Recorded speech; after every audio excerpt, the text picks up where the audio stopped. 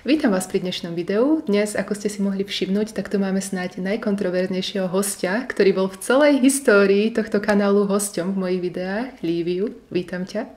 Teší ma, aj keď s týmto prirovnaním som taká trošku nespokojná, lebo ja som nikdy netúžila byť kontroverzná, ale tak nejak mi to prischlo. Možno to práve dnes vyvrátime, že som kontroverzná. Je to možné, ale na mojom kanáli bol hosťom iba môj ocino a moja najlepšia kamarátka, takže z tejto trojice ti garantujem, že si naozaj tá najkontroverznejšia. Veľmi pekne ti ďakujem, že si prijala pozvanie do tohto videa na tento rozhovor. Ďakujem, že sa nevyhýbaš ani takýmto hosťom. Vôbec, prečo by som sa aj mala vyhýbať? No lebo kontroverzia nie je úplne to, čo ľudia chcú mať na svojich kanáloch, keď z toho chcú v budúcnosti profitovať a byť populárny medzi masami. V tomto vidím obrovskú výhodu toho, že ma sociálne siete neživia, že nie som závislá na peniazoch, ktoré z tohto videa prídu, pretože tým pádom som ako keby král svojho šťastia. To som povedala zase nejakú blbosť, Pane Bože, že som zdrojcom svojho šťastia, pretože mne napríklad nevadí, keď ma aj klesnú odoberateľa skrz to, že som ťa pozvala do videa, pretože ako som si už všimla, tak ľudia majú voči tebe zakorenené obrovské predsudky, ale chcem to urobiť z nejakého vlastného záujmu, pretože som si povedala, kebyže sa stretneme my dve osobne, pretože na tvojom kanáli, inak chcem vás všetkých pozvať na Lívin kanál, Lívia sa volá, tak minulý týždeň sme tam robili video a vyšiel z toho veľmi pekný rozhovor. Naozaj som hrdá na to dielko, lebo vnieslo sa to v takom príjemnom duchu v rámci obidvoch. Takže určite tam choďte, nechávam link dole v popisku. Takže z vlastného záujmu, to som tým chcela povedať, že vtedy sme sa videli prvýkrát, tak by som ti dneska chcela položiť otázky, ktoré v rámci nejakého nášho internetového kamarátstva ma v spojení s tvojou osobou napadli. Tak to sa teším. Oni budú otázky také nie veľmi príjemné, na to som ťa už upozorňovala. Nebude ich veľa a na konci dáme priestor ľuďom, pretože pred pár minútami sme dali na Instagram možnosť, aby sa aj ľudia spýtali, čo chcú. Akože málo kto sa ma pýta, že čo je moje obľúbené jedlo, takže som pripravená odpovedať aj niečo komplexnejšie. Ja som toto video chcela urobiť aj z dôvodu, že si myslím, že ľudia tie predsudky, ktorí voči tebe majú zakorenené, ako sme už raz povedali, tak nie sú vôbec opodstatnené, že tí ľudia to buď videli niekde v médiách alebo niekde počuli a automaticky to už berú aj za svoj názor, pretože čo ma veľmi prekvapilo, keď som zdieľala to naše video, ktoré sme točili minulý týždeň, tak mi prišlo veľmi veľa reakcií, musím povedať aj od ľudí, ktorí ma sledujú od začiatkov, ľudia, ktorí sú vzdelaní, inteligentní, s ktorými sme mali naozaj veľmi duchaplné rozhovory, a to teraz nemyslím nejak výsmešne, tak ich reakcia bola: preboha, prečo toto video robíš s fašistkou? A mňa to zasiahlo, pretože vravím si, kebyže toto počujem od tínedžera, tak si poviem, dobre, nevie, o čom hovorí, zmanipulovaný médiami a tak ďalej, ale keď to počujem teda od vyzretého človeka, tak som taká v pomykove, takže hneď otázka na úvod, Lívia. Si fašistka? Nie som fašistka, nevidím dôvod, prečo by som mala byť fašistka, a ja sa v skutočnosti o tieto témy fašizmu a historické témy ani nezaujímam, takže neviem kde počiatok toho celého. No a odkedy to ľudia začali písať? Od začiatku. Od začiatku, hej? Od začiatku, pretože som mala názory, ktoré majú fašisti, aspoň ľudia si to myslia, ale vieme, že dnes už slovo fašizmus nemá takú hodnotu, ako malo kedysi, a dnes už môže byť fašistom naozaj ktokoľvek, kto má nejaké rôzne názory, napríklad názory kontroverzné na multikultúru, na LGBT veci alebo na rôzne iné témy, ktoré potom v konečnom dôsledku ľudia dajú do tej škatulky fašistov. A už sa nikto nezamýšľa nad tým, že vlastne fašizmus je nejaká ideológia z minulého storočia, ktorá nemá absolútne nič spoločné so súčasnými myšlienkami ľudí. Ja by som povedala, že tí, ktorí ťa oficiálne fašistami nazývajú, aspoň tie mladšie ročníky, tak absolútne ani netušia, čo tento pojem znamená. To je podľa mňa veľmi smutné. A to musím akože potvrdiť aj z toho dôvodu, že ja som študentkou a pamätám si, že v 9. ročníku sme fašizmus preberali na základnej škole pár hodinami, možno 1-2. A teraz na strednej škole mám už viac ako rok dištančné štúdium a náš diepis spočíva v tom, že učiteľka nám pošle každý týždeň nejaké materiály, ktoré úprimne naozaj nikto nečíta, a potom urobíme hromadne test a voláme spolužiaci a hovoríme si a googlíme správne odpovede, lebo nemáme čas na to, respektíve máme čas na to, ale aký normálny študent by si nezľahčil cestu, keď si ju môže zľahčiť, a tým pádom sa vôbec nejak ďalej neposúvame v našich vedomostiach z dejepisu a to práve preberáme teraz aj túto tému fašizmu. Vieš čo, ja si ani nemyslím, že to tak súvisí s tou distančnou výukou, ale ja ti poviem z pohľadu človeka, ktorý je už 10 rokov von zo školy, že aj keď si zanietená v rámci tej strednej školy do tejto témy, ale nejak si tie vedomosti neprehlbuješ alebo neudržiavaš sa v nich, tak postupom času zabúdaš. Lenže opakovanie je matka múdrosti však a vzdelávať by sme sa mali celý život.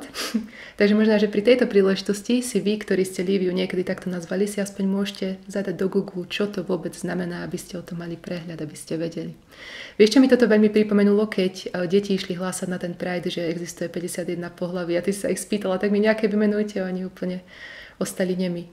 No jasné. Je to proste nejaká dogma, ktorá sa ide na sociálnych sieťach, na memečkách, na Zomri a to sú siete, ktoré naozaj budujú tú mienku medzi mladými ľuďmi a keď sa označí niekto za fašistu, tak 3/4 tých mladých ľudí, ktorí ten príspevok uvidí, to už bude potom následne opakovať a keď sa opýtaš na dôvod, prečo ma niekto nazýva fašistom, tak ako zdroj uvedie memečko alebo nejaký článok, kde mi tiež len hovoria, že som fašistka, ale nedávajú na to žiadne dôvody a potom je to už taký začarovaný kruh a vlastne nikto ani nevie, prečo by mal byť ten primárny dôvod toho. Jasné, v tomto sa s tebou úplne stotožňujem, pretože ja som dostala asi 40 správ, ja som sa už cítila taký ako tvoj ombudsman, vieš, že fašistka, neviem čo všetko. A ja im vravím, chcela by som od vás vedieť, alebo aby ste mi poslali buď to video, alebo nejaký článok, kde sa toto dievča prezentuje ako fašistka.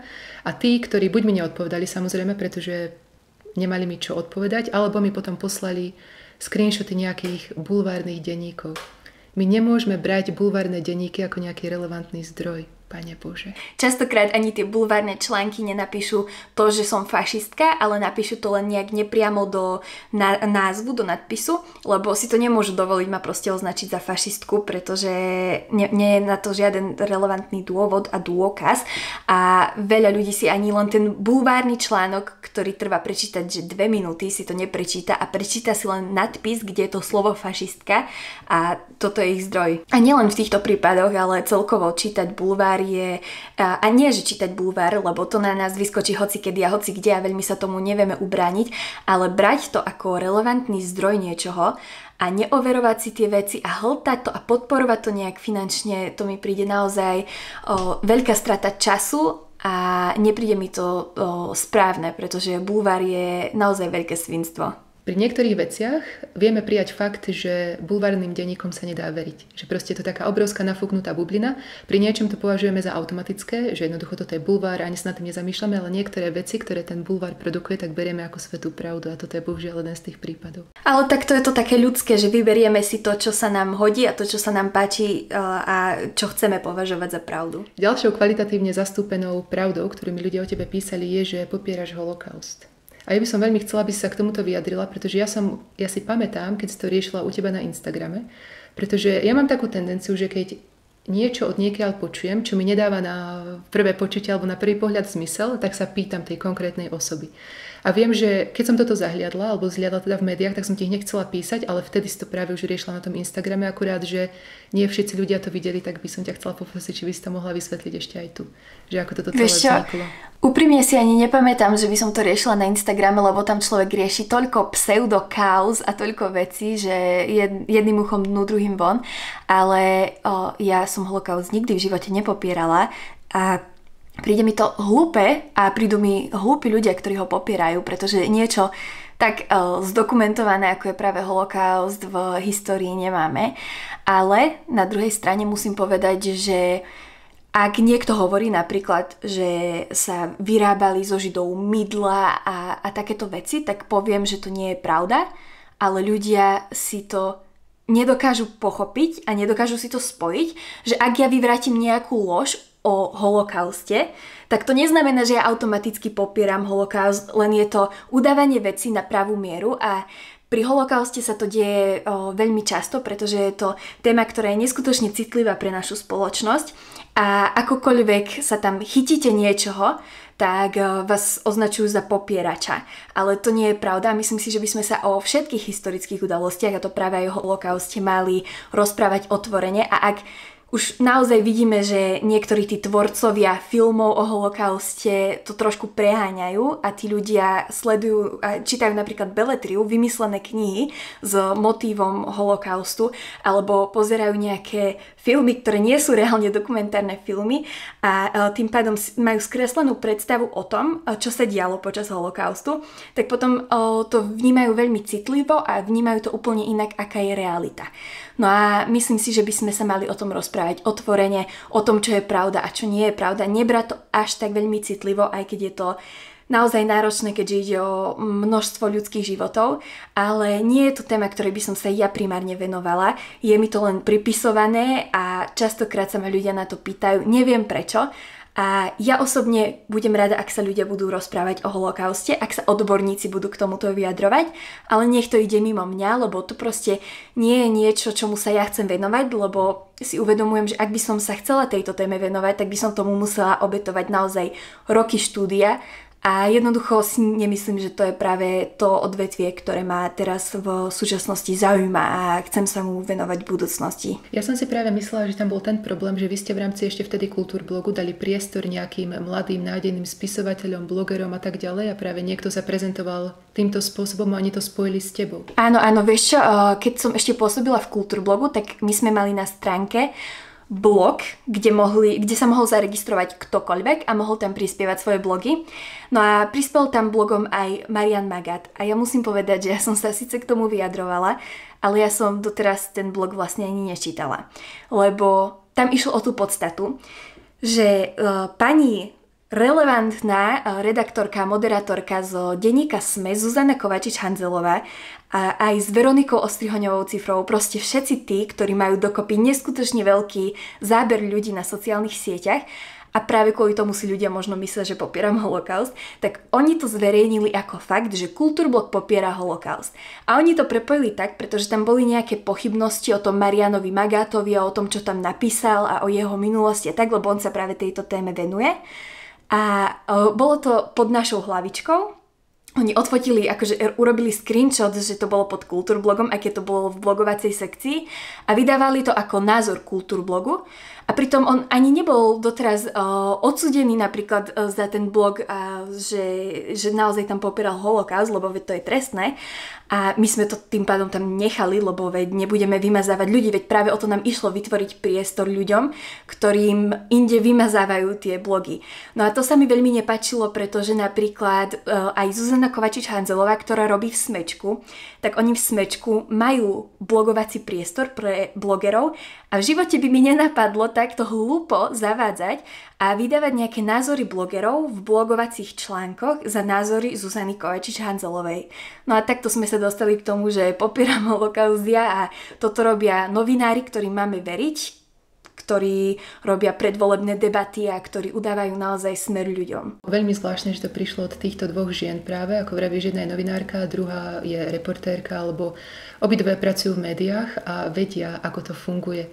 A vydávať takéto vyhlásenia je podľa mňa ťažký kaliber a nebolo tam nejaké trestné oznámenie vtedy podané alebo niečo podobné? No my sme podali trestné oznámenie na nich a to trestné oznámenie, neviem do akej miery sa môžem vyjadrovať k týmto veciam, kým je to v priebehu, ale viem, že to bolo prijaté, že to nebolo odmietnuté. A chcem ešte povedať, že ja tieto ženy nemám za hlúpe, ja ich mám za veľmi inteligentné ženy, ktoré majú rozdielny názor ako ja. A prišlo mi to, že to bolo naozaj naschvál, lebo keď si takúto jednoduchú vec nemôžu overiť, nevedia overiť, alebo si ju proste neoveria a vydávajú to za fakt, tak je to buď brutálny amatérizmus, alebo to je úmyselné. Pamätám si, že ty si sa vyjadrovala ešte predtým, že Zuzana Kovačič-Hanzelová je akoby tvoj vzor. Alebo že si k nej veľmi vzhliadala po tej novinárskej stránke. Neviem, do akej miery som rozprávala verejne tieto veci, ale je pravda... No, nakoľko ich viem ja, tak to určite bolo verejné. Asi sa to dostalo niekde na verejnosť, ale musím povedať, že tá asertívna komunikácia, ktorú má pani Hanzelová, tak áno, po tejto stránke mi je vzorom a naozaj ju nemám za nejakú prihlúplu ženskú, ktorá má nejaké problémy so sebou, ako jej mnohí nadávajú. Ja ju beriem proste za inteligentnú ženu a moderovať naozaj veľmi dobre vie. A tam sa vie pripraviť dobre, nie ako keď dáva storička o mne. Jedna jediná vec, ktorá ma zarazila na tebe, na tej medializácii, ktorá bola, a to ťa beriem pri najhoršom neutrálne, hej, že nemám ťa proste zakorenenú s nejakými negatívnymi emóciami alebo niečo také, ale raz si dala na Instagram takúto malú anketu. A že asi vieš, na čo narážam však. A tam, ja som to musela googliť, pretože som si nepamätala presné znenie, ale otázka bola, že to si položila sama sebe, že čo by som zmenila vo svete. A jedna z tých možností bola, že Židia by nemohli mať riadiace funkcie. A ja som sa tak nad tým zamýšľala, pretože ono potom, kauza bola tá, že Instagram ti tam nejako prehodil tie odpovede a dal túto ako správnu však. Po nejakom čase, nie hneď vtedy. Ale ja si vtedy vravím, že keď ma ľudia spájajú s nejakým antisemitizmom, tak že prečo tá možnosť tam vôbec bola v týchto možnostiach. Tá možnosť tam bola a bola nesprávna, pretože ľudia majú o mne predsudky a keď to vidia čierne na bielom, že keď si môžem vybrať medzi možnosťou, že Židia by stratili riadiace funkcie, keby o tom môžem rozhodnúť, alebo deti by žili v šťastných a milujúcich rodinách, čo bola tá správna možnosť, tak keď vidia, že si vyberiem túto možnosť ako správnu, tak už nijak inak viac im neviem asi vyvrátiť tieto predsudky.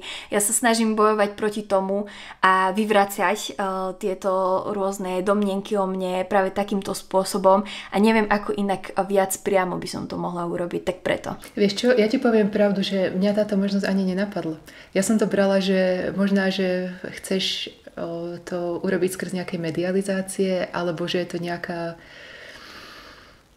Neviem, proste bola som z toho veľmi v pomykove. Ale ja som čerpala, mňa by to tiež nenapadlo, že vlastne existuje nejaká taká možnosť, že by som právne vedela zamedziť Židom dostať sa do riadiacich funkcií, ale ja čerpám hlavne zo správ, ktoré mi chodia, zo súkromných správ, kde mi ľudia píšu, že ja proste odfotím koláč, ktorý upečiem v nedeľu a človek mi napíše, že ty hnusná, homofobná, neviem čo a začne mi tam hovoriť, čo ja chcem, aká som a čo je na mne všetko zlé. Fakt, že všetko vymyslené veci, no a práve z takýchto vecí potom čerpám, keď rozprávam o nejakých stereotypoch o mne. Majú tieto komentáre negatívne nejaký dopad na tvoje psychické zdravie? Veľmi veľa ľudí sa na sociálnych sieťach vyjadruje úplne inak, ako by sa vyjadrovalo v realite. Do očí by mi veľmi veľa ľudí nepovedalo to, čo je schopných napísať na internete. A veľa ľudí vyhľadáva práve ľudí, ktorých môže hejtovať, ktorým môže písať tak negatívne komentáre, kde si môže on zvýšiť ego. A práve takíto ľudia to komentovali a ja som si z toho robila naozaj veľmi ťažkú hlavu. Ja som to brala tak, že tie komentáre sú fakty. A keď mi niekto napísal, že som tučná, škaredá a ešte aj hlúpa, tak mňa to veľmi zarmucovalo, pretože som si myslela, že to je pravda, keď si to nejaký človek myslí. A bola som veľmi malo sebavedomá, nevedela som si stať za tým, že ale veď ja si hovorím svoj názor a tak ja som stále o tom hlboko presvedčená, že všetko, čo som dala vonku, tak som si za tým stála a stále mám v podstate tie isté názory. Nemáte nejaký filter na vulgarizmy? Lebo ja som si tam prečítala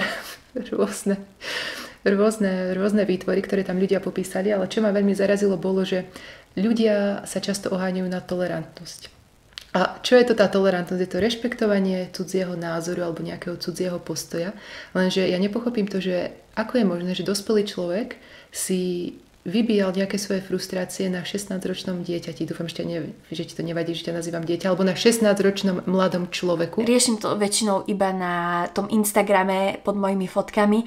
Dala som si tam nejaké filtre, to som zistila, že sa dá rovno zadať, že ak bude nejaký komentár toto a toto obsahovať, tak ho automaticky vymaže, respektíve ho tam ani nezverejní. Tak som si tam dala vyfiltrovať.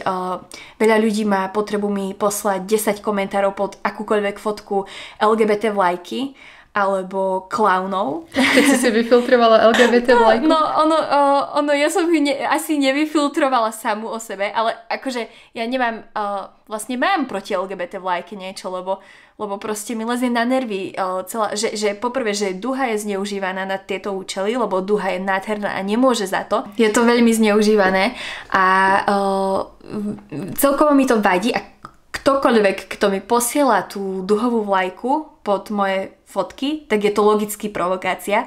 Ale neviem, či ju mám aj samú o sebe, ale určite v súvislosti s emotikonom klauna. To bol taký veľký hit, neviem, či to je len proste odzrkadlenie tej intelektuálnej stránky tých komentujúcich, že naviac ako na emotikon sa nezmôžu, ale tak dala som to odfiltrovať. Ale ja už ani nečítam veľmi tie komentáre. Väčšinou ich čítam deň, dva po zverejnení, ale potom postupom času nie.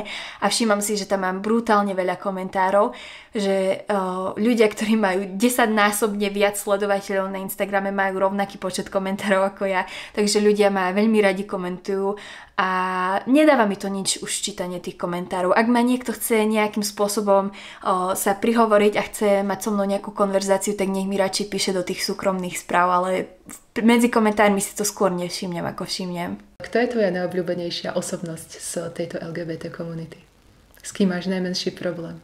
Kto ti je osobnosťou najbližšie? Vieš čo, je jedna vec považovať nejakého homosexuála za človeka, ktorý mi vôbec nevadí, a druhá vec je považovať človeka, ktorý je v LGBT komunite, za človeka, ktorý mi nevadí, lebo nie každý homosexuál musí patriť do LGBT komunity, tí ľudia si to sami vyberajú. No pozri sa, ale keď už je homosexuál, keď už sa mu páči to rovnaké pohlavie, tak do LGBT komunity automaticky patrí. To nie je úplne pravda, lebo tá LGBT komunita je sociálny konštrukt, je to, človek sa tam musí sám dobrovoľne zaradiť a musí sa k tomu hlásiť.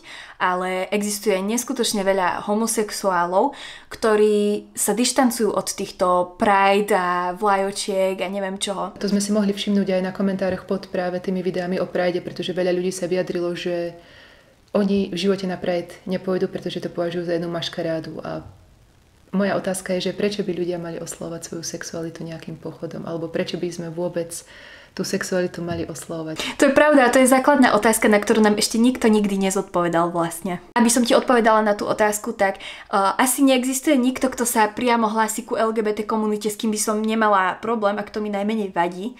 Ale existuje veľa ľudí, ktorí sú homosexuálmi a ja to v podstate ani neriešim. A nemám to tak teraz v hlave vyfiltrované, že tento homosexuál Nemyslím ako nevadí. Homosexuál z nejakého tvojho súkromného života, ale ten, kto sa prezentuje práve online.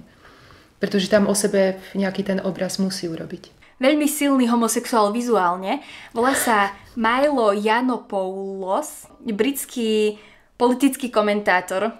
A viem, že som veľakrát zachytila nejakého vyjadrenia, ktoré boli zaujímavé, s ktorými som sa stotožňovala, aj keď je veľmi extravagantný člen LGBT komunity, on sa k tomu tuším aj hlási.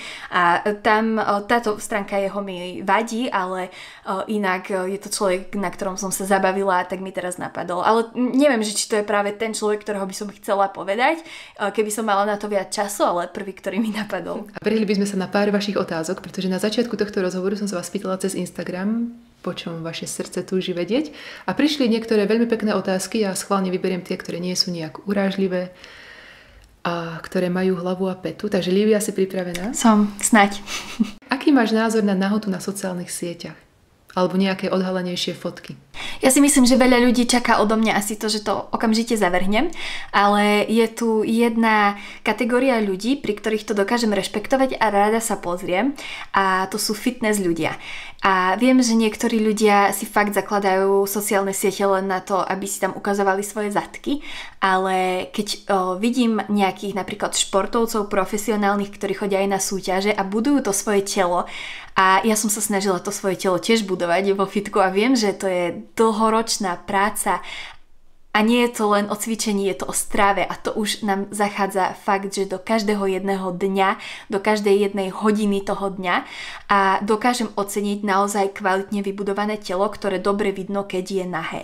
A ak je to do príčetnej miery a ukazujeme tým tie svoje výsledky svojej práce vo fitku a v kuchyni, tak to dokážem rešpektovať a aj to lajknem. Nahota sa dá prezentovať aj decentne, ale myslím, že sa môžeme zhodnúť aj na tom, že minimum ľudí to robí. Voči akým skupinám máš predsudky?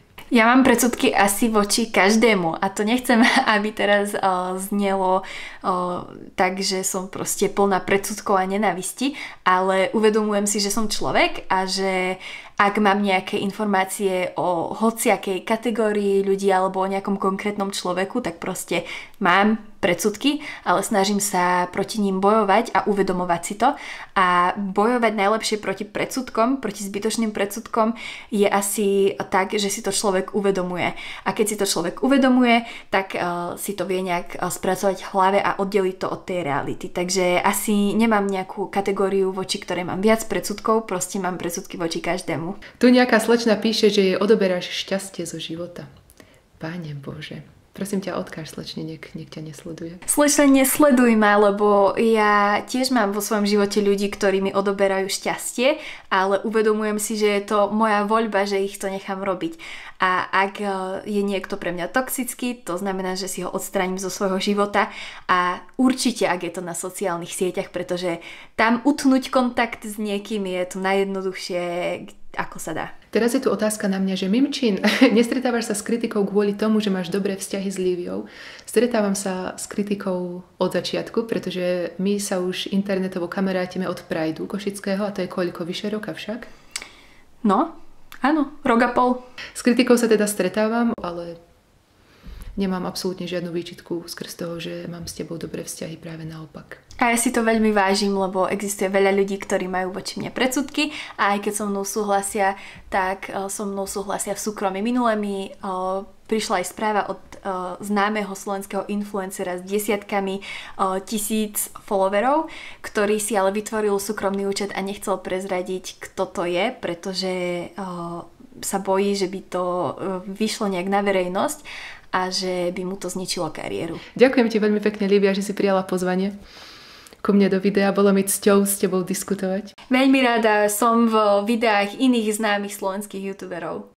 Tak ja dúfam, že ešte niekedy v budúcnosti sa takto stretneme a pokonverzujeme na nejaké pikantné témy. Určite, teším sa aj ja a teším sa hlavne na reakcie. A ja sa veľmi teším na reakcie. Prosím vás, buďte slušní, pretože myslím si, že aj tá naša konverzácia bola ladená na slušnej nôte. Buďte na seba dobrí, konajte dobré skutky a vidíme sa pri ďalšom videu na budúce. Čau alebo bye. Bye.